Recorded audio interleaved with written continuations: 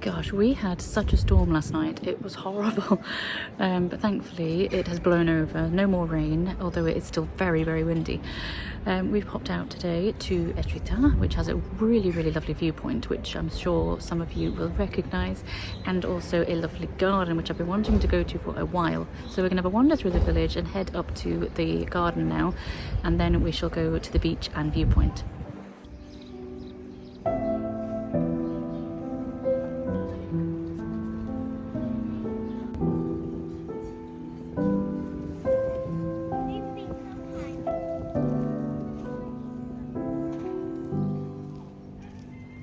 Look at this old place. Wow.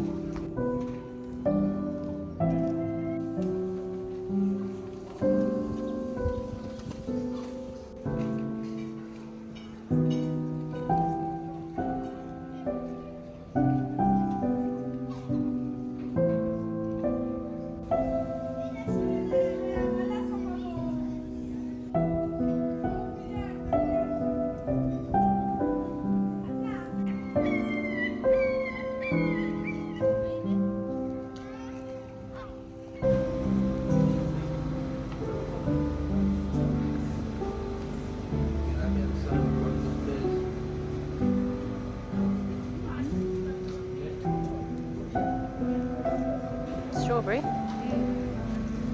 Strawberry instead of my usual. That's nice. Is it good? Yeah. I don't think I've ever had strawberry before. No, I don't know that you have.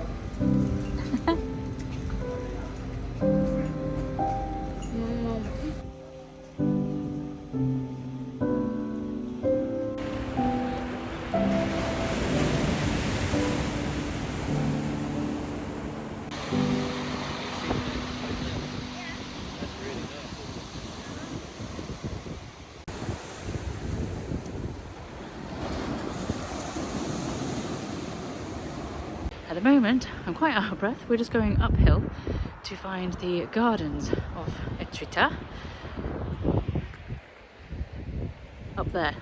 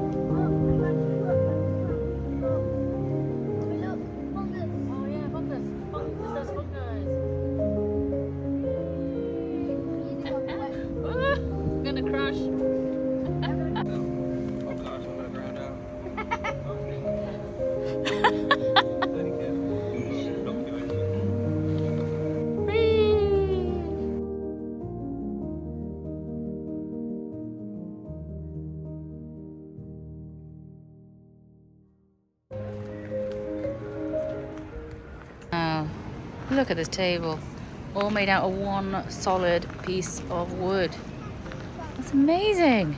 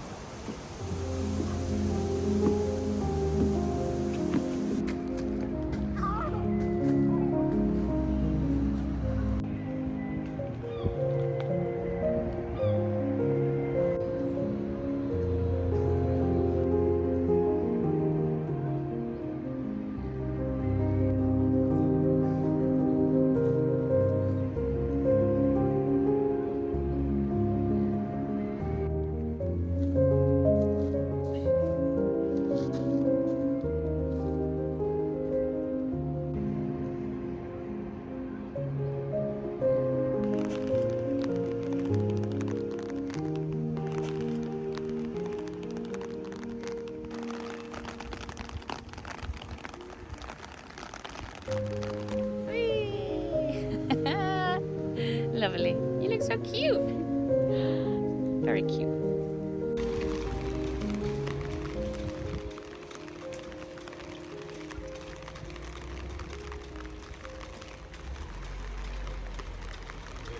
Well, we have been hit by the rain again. Anyway, we've left the garden behind and we are now making our way back to the van. It's about 5 o'clock now. I don't know where the time has gone today. So I think this may be it for today's adventure. Just to Etretat, but it was very pleasant and the garden was really lovely.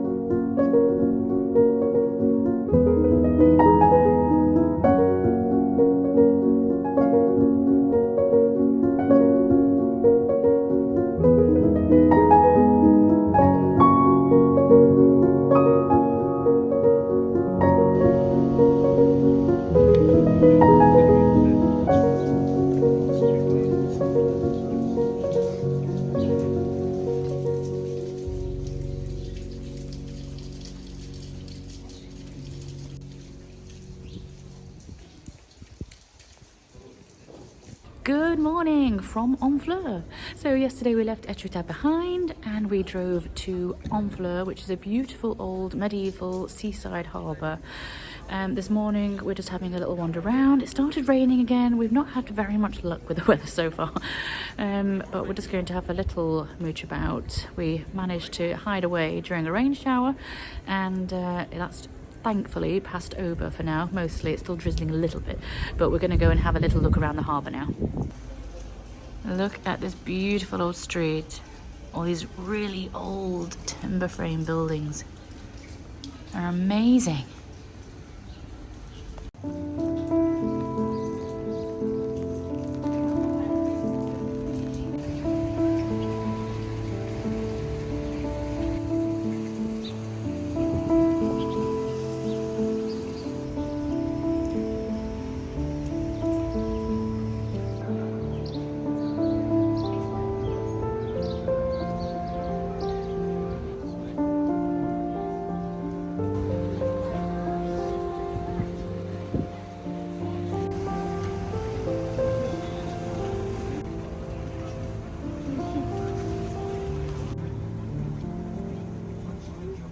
Well, we have just had a really lovely lunch, had a nice croque monsieur, and now we are just heading into the eastern side of the harbour, which is where the old medieval part of the town sprung up. So we're going to have a little look around all the old beautiful timber frame buildings.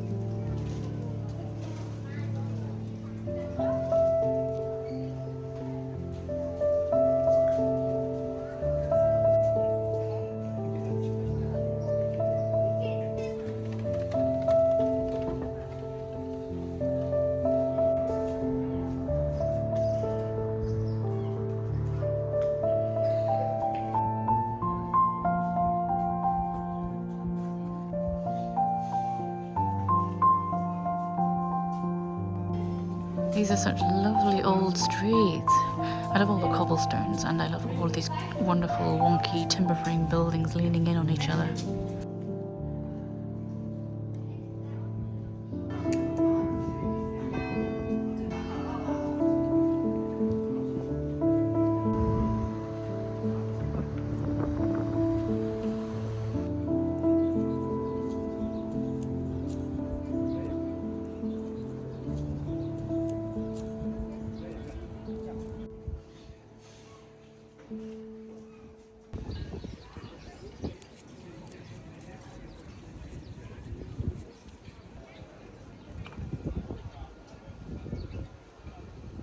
Someone's found ice cream.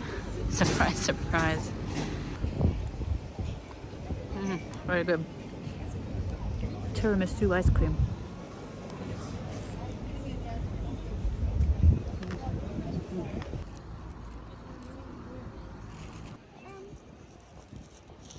So, before we go any further with today's episode, we are extremely excited to introduce you to the Bluetti AC70, which we have been trialling for the last 2 months since its release onto the market, and we have been absolutely blown away by it. Now, the AC70 has a continuous output of 1000 watts, and in power boost mode, this goes up to 2000 watts, which is incredibly important because it allows us to do so much in the van that we just haven't been able to do before, like use a hairdryer, like use the air fryer. In all honesty, it has changed our plans on how we were going to design our kitchen. So initially, we were going to be putting an oven in. The van's 95% complete. We're going to be doing a van tour soon, but the last final touches were here in the kitchen, and as I just mentioned, we were going to put in an oven. We are massive foodies, we love cooking, and I think when you're traveling, experiencing the culture is what I love most about wherever I go. And part of that, possibly the biggest part of that, is the food that you get from every culture. And we love going to farmers markets and getting local ingredients and taking them back to wherever we're staying and cooking them, which with the van, we wanted to be able to do that and to be able to cook like we could at home. So we were planning to put in an oven, and that was going to be a gas oven here in this space. And as you can see, it's quite a large space. So we're going to put a full oven in there and then hobs on the top. But now that we have been trialing out the AC70, we have changed that plan. We're still going to have the hobs on the top, but instead of having the oven down below, we are going to use the air fryer instead, which does everything that an oven does, but in a much smaller, compact little device. And we can either leave it on the counter or we can tuck it underneath and it can be outside, and that just gives us more space. So that's the new plan. We're ditching the oven idea thanks to this thing, and we're going to use the air fryer instead of the oven. So yeah, it's a really, really powerful device. The amount of things that we've been able to use this for is amazing. I've literally been using it for everything that I can think of, from, you know, like I say, my hairdryer, the air fryer, my camera, battery chargers, phone. Heidi's been using it for her Switch, for the drone. We've just been charging everything on it. It's amazing. Now, when you run out of battery, it charges up to 80% within 45 minutes, which I think is amazing. That is super speedy. And to get fully charged, you're looking at just under 2 hours, which again is really, really fast. So obviously before we leave and travel, we charge it up on the mains at home. So it's all fully charged, so you have that method of charging. You can also charge it up in the cigarette sockets in the front of the van, and it also charges via solar panel. So there's lots of different options for charging, which makes it really, really versatile. Speaking of versatile, there are 7 sockets on the front of this AC70, which allows us to charge up no end of different devices and to use it for lots of various different electronics. So you've got the regular standard plugs on the front. We've got 2 USB-Cs and 2 USB-As. So there's a lot of different things that you can use. It's really incredibly versatile, and that is amazing for such a lightweight, compact little device like the AC70. And you can lift it up and move it around wherever you need to. We can take it outside if we're wanting to use it out there. It's, yeah, honestly, so wonderful. I really highly recommend the AC70. It's just transformed this van. It really has, I can't lie. It really is an incredible power supply. It's absolutely brilliant. Can't recommend it highly enough. If it's something that you would be interested in, I will leave a link down below in the description box. Now, back to the video.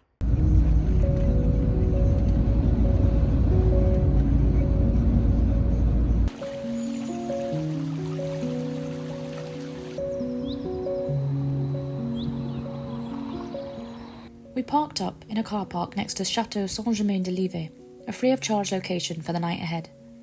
Nicknamed the Wonder of the Pays d'Auge, the Château de Saint-Germain-de-Livet is an architectural masterpiece nestled in the foothills of a valley in the heart of the Normandy countryside. It is considered to be one of the most beautiful castles in all of Normandy.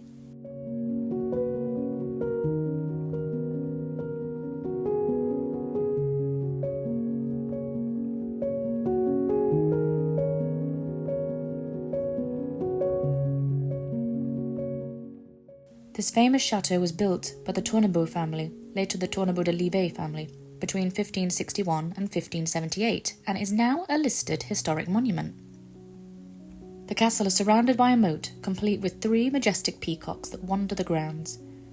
This architectural gem is made up of a 16th century half-timbered manor house and a chateau constructed from Prix d'Auge glazed brick and stone, arranged in a checkerboard design dating from the end of the 16th century. It's a fascinating mixture of architecture which showcases how it was added to over the years.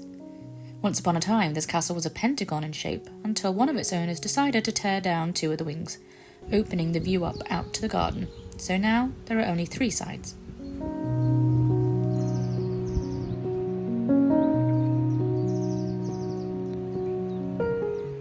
This castle museum, which claims the prestigious title of Musée de France, showcases the furniture and collections belonging to the family who donated the estate to the town of Lisieux in 1958.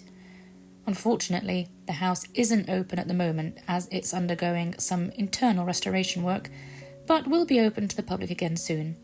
For now, we enjoyed getting to see inside the courtyard and, of course, wandering around the beautiful grounds.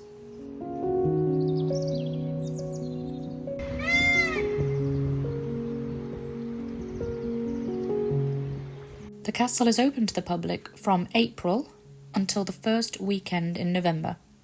To my surprise, we found that admission to the gardens is free, and there are guided tours organised every hour, where our guide Paul showed us through the gates into the courtyard and provided us with a thorough history of this fascinating place. Why is that chicken blue? It's beautiful blue though, isn't it? It's a peacock. Get up on the bench. Blue chicken. That's a blue chicken.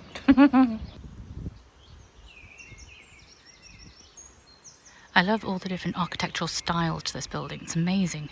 I think originally there was a building on here dating back to the 12th century.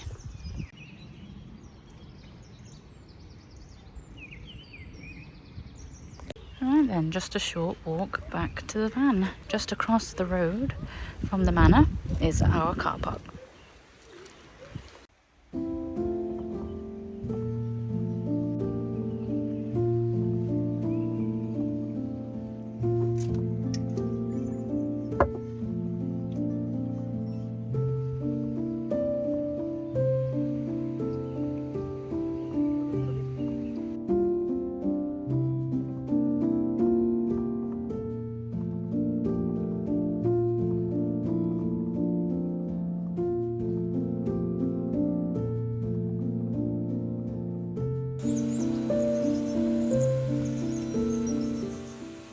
we've just been flying the drone over the Chateau de Saint-Germain-de-Livet and we've run out of battery. So we're going to plug it in on the Bluetti and get the drone battery charged so we can get you some beautiful footage.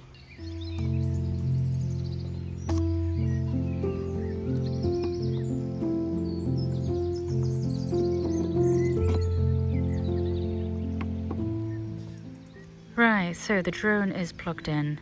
As you can see, we're down to 22%. We've been using the Bluetti all week. It's been so handy. We've used it for the air fryer, we've used it for my GHDs, we've used it for phones, laptop, camera batteries, and now the drone. And we've still got about 2 hours worth of battery left, which is more than enough to do the drone and plenty of other things. So handy.